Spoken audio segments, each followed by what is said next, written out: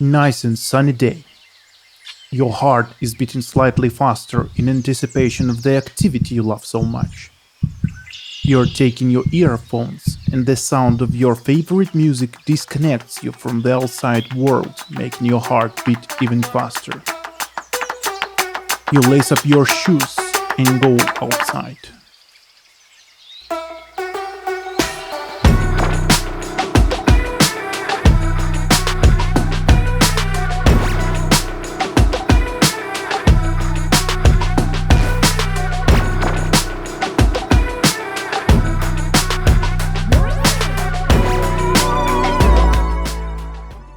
You're running full of energy and excitement, pushing your tempo to the limit.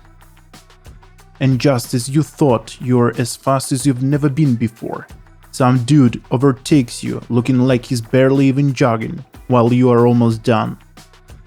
You get home feeling frustrated.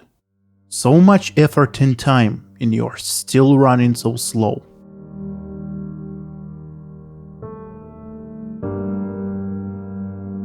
This is probably a very familiar situation for many people.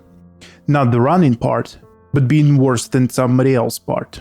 We all constantly compare ourselves. Somebody's got a better car, house, body, connections, more money. But most importantly, somebody is better than you at something that matters to you so much. And if in the past people could only compare themselves to neighbors or colleagues, now thanks to social media you can compare yourself to anybody else in the world. More than that, you cannot know what they've got in their lives besides the things they post online.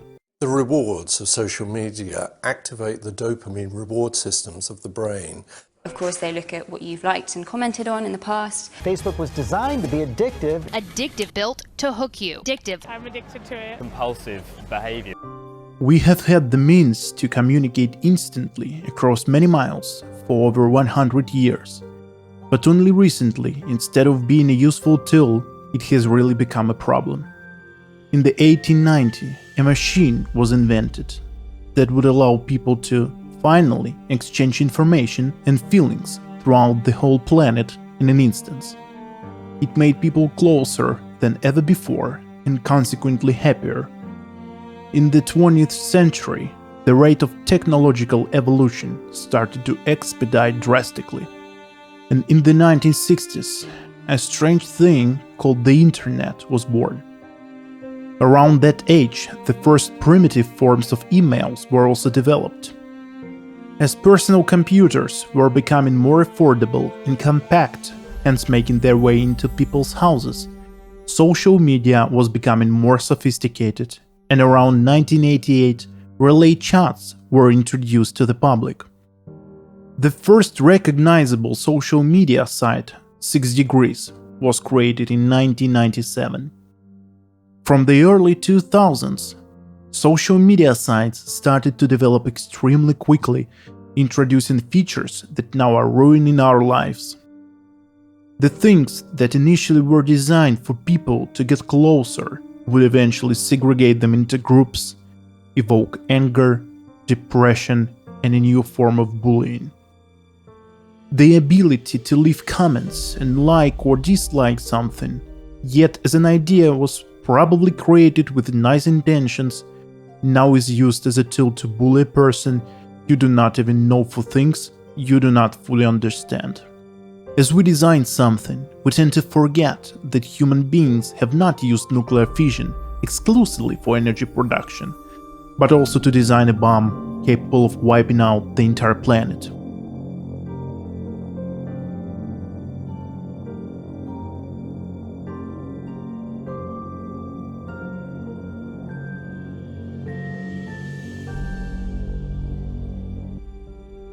New social media are being designed year after year, leaving us unable to fight the dopamine rush as we check our messages and likes.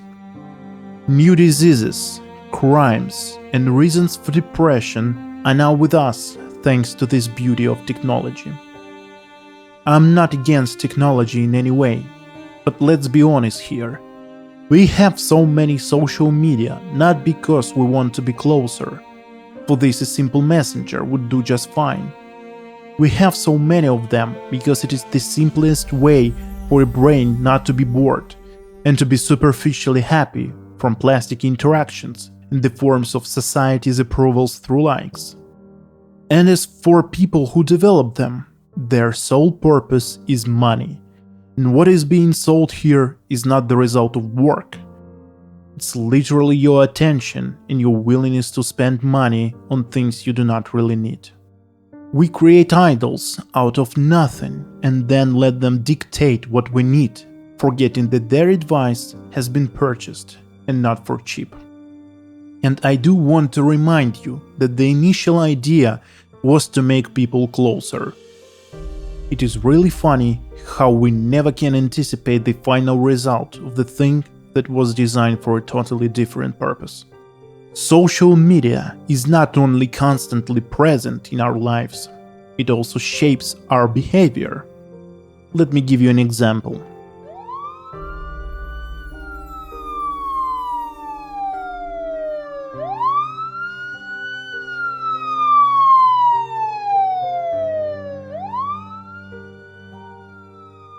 It used to be 3 behavioral branches in extreme situations, whether you are part of the situation yourself or a direct observer. You either engage, fight or help, run away, or freeze due to fear. Now there is an addition to the way you can engage, sort of, with the situation. Recording it with your phone to show others. Yes, sometimes it creates a piece of evidence that is going to help in the future, but more often than not it is done instead of help. The same thing with music concerts. We no longer enjoy the show with our very eyes. We record it in a very poor quality and sound for some people and for our future self, none of whom is going to actually watch it.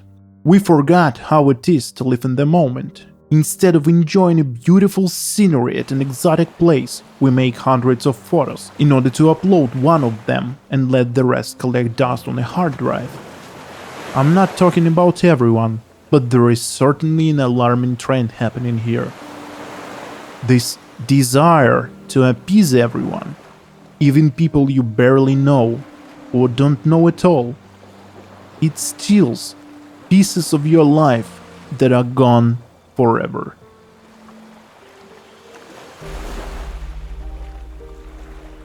This probably is going to sound like a platitude, but the only person you should be comparing yourself to is the past you. There is no reason to be comparing yourself to anybody else. There always will be a person better than you at something. If you are not satisfied with what you are and where you are right now in your life, then move toward your goal, your objective, but not because somebody else is already there.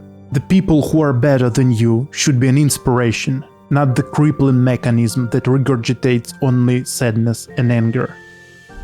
Neuroscientists have been studying the effect of social media on the brain and found out that positive interaction, such as receiving a like, triggers the same kind of chemical reaction that is caused by gambling or recreational drugs.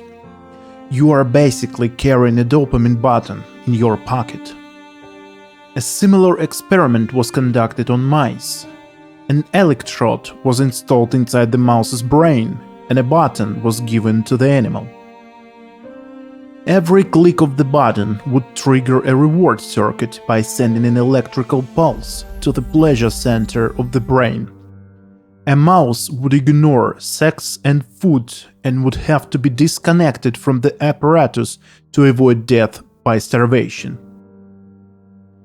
A human brain has been developing for thousands of years, making itself an effective machine at surviving and learning.